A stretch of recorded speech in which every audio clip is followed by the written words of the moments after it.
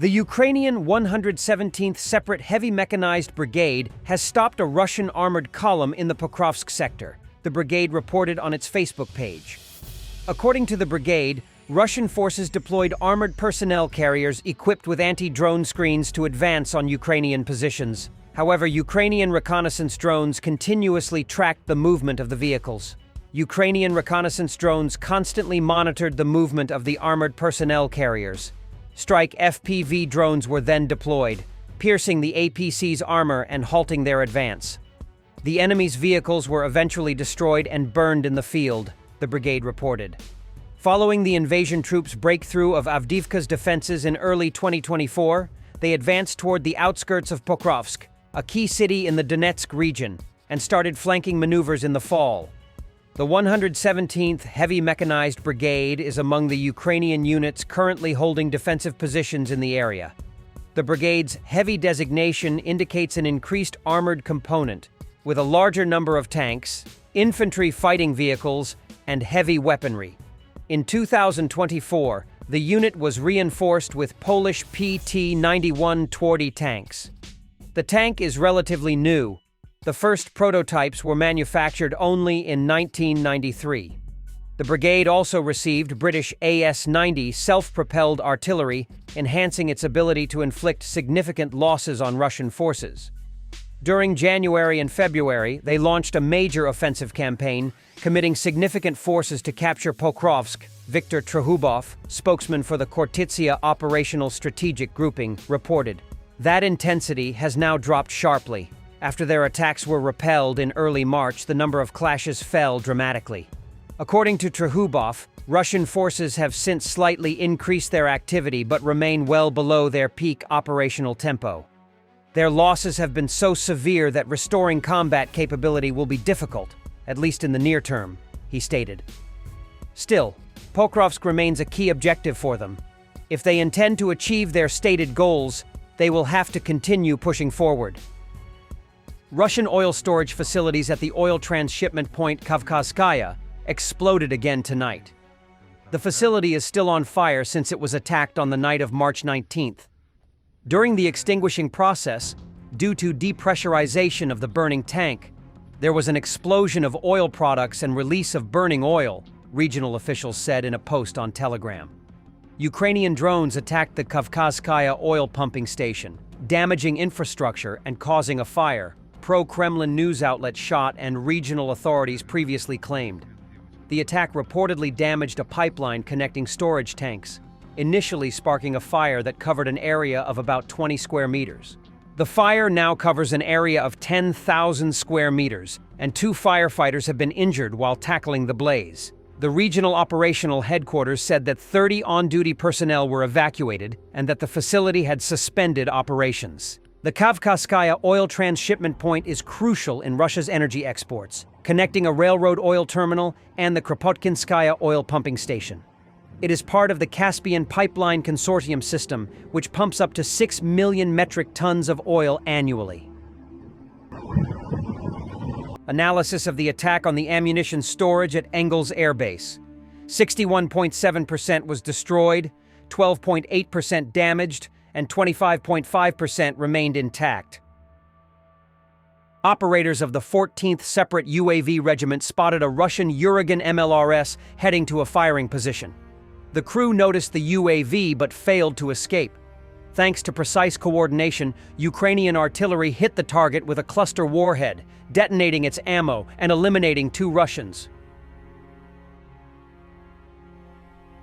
The U.S. is still hoping a broad ceasefire in Russia's war in Ukraine can be reached within weeks, even as the warring sides continue attacks and signs ahead of talks scheduled for the coming days that the Kremlin is in no hurry to reach a deal. The White House aims for a truce agreement by April 20th, which this year is Easter in both the Western and Orthodox churches, but recognizes that timeline may slip given the large gaps between the positions of the two sides, according to people familiar with the planning. They asked not to be identified to discuss matters that aren't public. Trump pledged to deliver a quick resolution to the 3-year-old war since before he took office. But progress has been limited.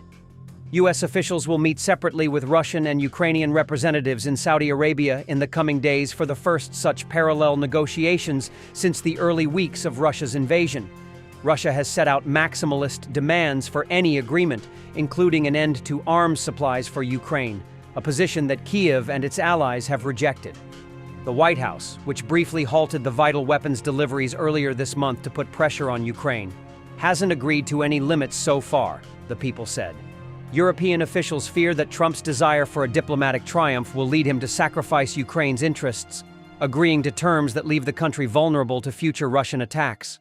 They argue that Putin is playing for time to extract more concessions from Trump and more advances on the battlefield. Russia continues waves of drone attacks on Ukrainian cities, killing civilians, including at least 3 in a strike on the capital early Sunday morning. Ukraine has also kept up air assaults on Russia, including strikes on a military airbase and a command center. Zelensky arrives in Donetsk region. The president shared a video from the iconic Donetsk region stele. Ukrainian President Volodymyr Zelensky visited the Donetsk region, a significant move amid the ongoing conflict with Russia. The visit holds strategic and symbolic importance as Russia claims the region as its own following its controversial annexation attempts. Ukraine, however, firmly rejects any recognition of occupied territories as part of Russia, reiterating its commitment to reclaiming them. Zelensky's presence in Donetsk underscores Ukraine's defiance and determination, sending a strong message both to Moscow and to the international community. The visit also serves to boost the morale of Ukrainian forces and reaffirm Kyiv's sovereignty over its land. UK freezes over $32 billion in Russian assets amid toughest sanctions ever. Britain joins allies in blocking $400 billion plus from Russia, 4 years of its military budget. London backs using frozen assets to support Ukraine, including a $50 billion loan plan. Russia has destroyed 231,000 housing units since February 2022, with damage confirmed for these properties, according to Olena Shuliak, head of the Ukrainian Parliament's Committee on State Governance and Urban Development on March 22nd. As of March 2025, 231,000 residential buildings have been recorded in the Register of Damaged and Destroyed Property, which tracks the destruction caused by Russia's invasion, according to Ukrainian officials. Among the hardest-hit oblasts are Donetsk, where 81,800 buildings were damaged or destroyed, followed by Kharkiv, with 42,600, Kyiv, with 29,900, Kherson, with 19,200, and Zaporizhzhia, with 15,300. For 3 years, the enemy has been relentlessly targeting Ukrainian civilian infrastructure, said Shulyak. Of the 260,000 real estate objects in the RDP, 230,000 are homes. In the past year alone, we've seen an increase of 83,000 more destroyed homes. In March, 1,000 new residential properties were added to the register in just 1 week, with the highest number coming from Donetsk, Kharkiv, Kyiv, Kherson, and Zaporizhzhia. These 5 oblasts are the tragic leaders in housing destruction, Shulyak noted. In just 1 week, the enemy's actions led to 571 new housing losses in Donetsk, 185 in Zaporizhzhia, 183 in Kharkiv, and 106 in Kherson. These numbers represent devastating daily destruction. She also reminded homeowners listed in the RDP, Register of Damaged and Destroyed Property, are eligible for compensation through the restoration program. Over 170,000 compensation applications have been submitted, totaling more than 32 billion hryvnias, $864 million in payments.